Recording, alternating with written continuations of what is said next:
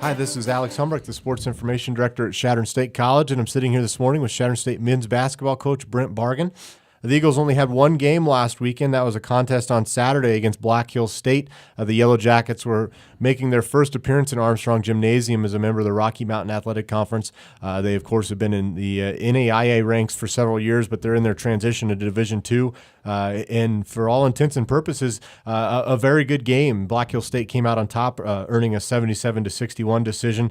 But there was a great crowd, a very emotional game for both sides, Coach. And so I know obviously the outcome wasn't what you wanted, but there was a lot of student support there, a lot of fan support, and hopefully this rivalry can continue to grow. Well, I think based on the physicality of the game and the way that the game was allowed to be played, the proximity of the two programs, I think that one telling sign is they brought a booster bus to Chadron and had 60 people on it or 57 people on it, and that's I think a telling sign as to the way that they perceive the rivalry or how important it is to them.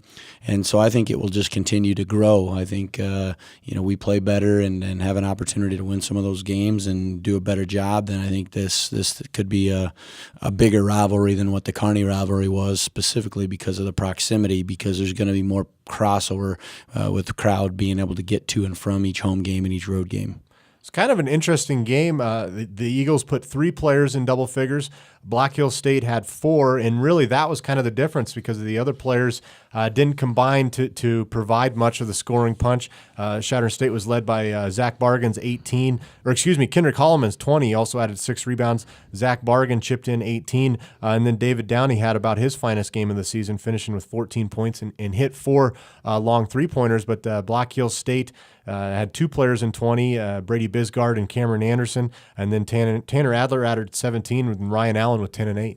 Well, the thing that really hurt us, they came into the game with 4 guys in double figures, and we held 2 of those guys where they needed to be. Problem was that Anderson and Allen came into the game averaging about 10, almost 11 points and 7 rebounds combined, and they went for 30 and 20. Those guys went crazy nuts on us. We did a good job on the other guys. I thought we, did what we were expected to do on those people and followed the scouting report. Brady Bisgard is a heck of a player, their point guard. He's done a great job for them. It was a 6-point game with 6 minutes left, and we were playing well, had the ball. We had a turnover, come down, and they get a ticky-tack foul where they go to the line and shoot 2 free throws, and that kind of started them.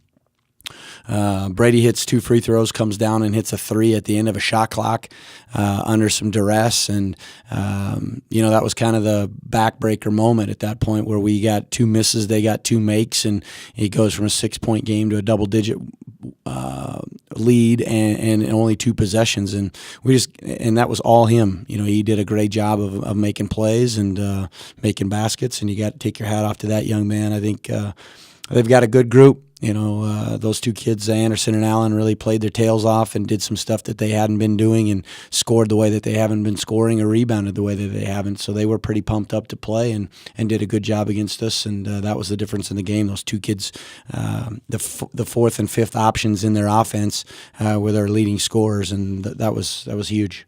The Eagles were also without the services of Grant Stone, suffered an ankle injury earlier in the week, and so he obviously was missed. He entered the game as the Eagles' 2nd leading scorer, just a shade under 11 points a game.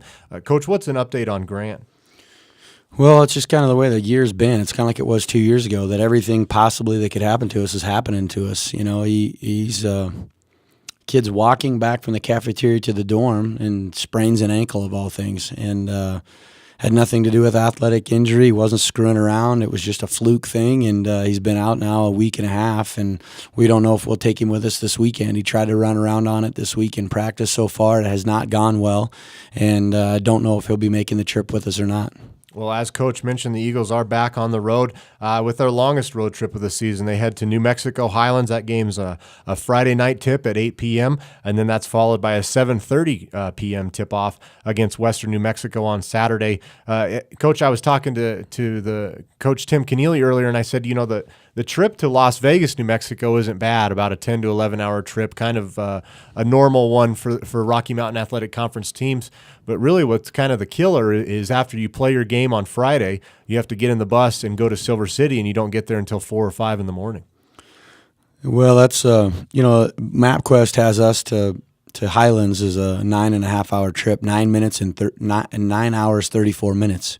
And that's not a terrible trip. Obviously you're going to have stops and eats, and so it turns into about an 11-hour. But as you mentioned, you leave the gym at 10:30 at night and drive roughly 6 hours to get to your next destination. And that's kind of what we've chosen to do, actually, is just to make sure that we get there. We're kind of nervous about staying the night in Highlands or even halfway. If you drive halfway, you still have to get a room. You have to be somewhere when you get there, and that makes for a long day. You still have to pay for a hotel or day rooms when you get there, and we just figure if we can get there and get our kids in bed and let them sleep for a while and be able to have those the rest of the day and be able to relax and spread out, that's probably the better for us. This is a terrible trip. It's a very difficult trip. The women's team and the men's teams get along extremely well, and so that's not the issue. It's just the lack of sleep and spending the days in the bus. And we will be gone from Thursday morning until Sunday night, and spend a lot of hours, probably close to 2,500 or a little over 2,500 miles in 3 days. Both of the games this weekend should be fairly entertaining ones. As you mentioned yesterday on Monday at Booster Club, New Mexico Highlands is a pretty similar team to Adams State, long and athletic, but they don't have what you like to call senior leadership, just a load of junior players. They have a handful of sophomores thrown in there and just 2 freshmen. They have 3 players averaging in double figures, and then 3 more are at almost 8 above. So a very offensive team. They're averaging 80 points a game, and their opponents are averaging 80.4. Coach, what do you imagine that game to be like on Friday? Well, I think it's they'll roll their guys out and say our guys are better than yours, and they'll attempt to speed the game up and play as fast as they can. And Coach is from a CBA background, so he's got a lot of pro NBA type sets. Spreading the floor, a lot of 2-man game, a lot of 3-man games, and with their length and athleticism, as you mentioned, they don't have any seniors, which means they're all junior college transfer kids. And he does a good job of getting those kids molded. They're long and athletic. I think they've had a couple of changes in their roster since the semester ended, and I anticipate it's going to be a fast-paced game. We have not done a very good job or had the ability to score a bunch of points on the year. We have not been proficient offensively, and that will really challenge us probably as much as it does defensively. We got to turn some defense into offense and hopefully attempt to hold those guys in the 70s and try to hope that we can take care of the basketball a little better. Our turnovers have been a big issue for us all year. Thought we did a better job of that at Black Hills. The problem is we missed 15 shots within 4 feet of the basket at Black Hills. You're squandering roughly 30 points. Even if you only make half of those, which would be normal, that's 15 points, 16 points that you've squandered. And we've got to find a way to finish baskets around the rim and take care of the ball offensively. And then that game on Friday will be followed against the contest at Western New Mexico. The Mustangs are currently 4-10 overall, 3-7 in the RMAC. And playing inspired basketball, as you mentioned, it's the final season for their head coach. He's also the athletic director of Western New Mexico, and he's going to resign his basketball post to take over as AD full-time. The Mustangs are led by Chad Carter, who's been a very good player in the RMAC for a couple years, averaging almost 16 points a game and shooting at 42% from the field. Well, Coach Coleman's a friend, and he's a great person, a great individual, and I know he's going to do bigger and better things. And when he stops splitting his time between the AD's position and the basketball position, I know he'll do tremendous things with the athletic department because he'll have a little bit more time to be devoted to it. Their top 4 scorers are seniors. We don't have a senior on the roster, and they have 4. well, they have 5 actually, but their top 4 scorers are all seniors, and I would assume that their dedication to coach and their commitment to him and what he's done for them will continue to carry over, that they'll play well. Chad Carter is one of the better players in the conference, averaging 16 points a game. He does a lot of things, very athletic.